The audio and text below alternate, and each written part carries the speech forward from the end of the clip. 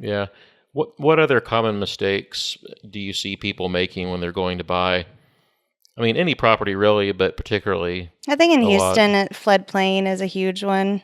I think people don't understand, especially if they're buying an existing shell and they think that they can renovate it. I think that's a big one. Oftentimes, when I list a flooded property, I just clearly put it on the remarks. You cannot renovate this. Yeah, that's smart.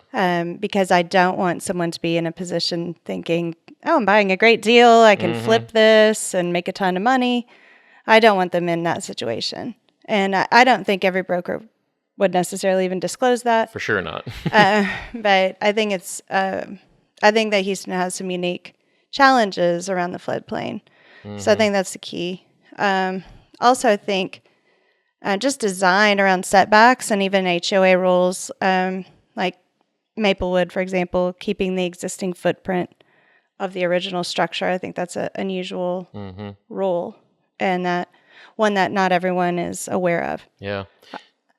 I also think when people look in certain areas, a lot of the neighborhoods are very small.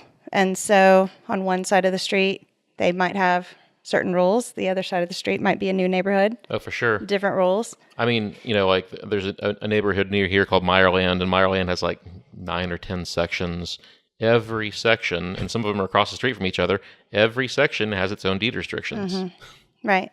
So if you have your plan, I think it's important not to assume. I think assumption is the killer of all good plans. Yeah.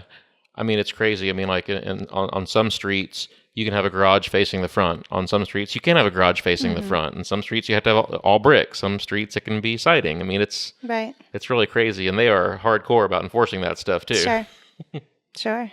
I think another issue that I believe especially the older city neighborhoods are struggling with is the deed restrictions from the historic neighborhoods are old. And they do not yet address the new situations that we have, like accessory dwelling units, home offices, extra parking, Airbnb, solar panels, all these things that people are wanting on their new homes.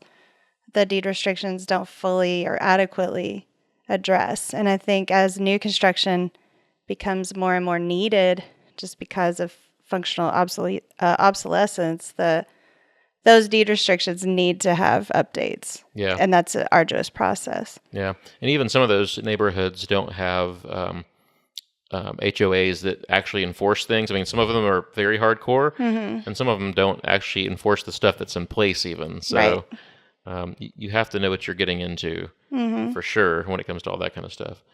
And we don't have some of these issues like some states do, because I know people will hopefully be listening to this from around the country, around the world, right? But, like California, you deal with fault lines. Other places, you deal with different issues like that. Actually, here in Houston, you deal with some fault lines, too. There's several fault lines that run through Houston that people have no clue they're there. Just in Willow Meadows. Yeah, and over in Spring Branch, there's a couple big ones, the Long Point Fault. And I've walked into some of those houses where there's a big old crack running right through the middle of the house. Right. And guess what? You can't build on that. I mean, I guess you can, but it's not smart. Right.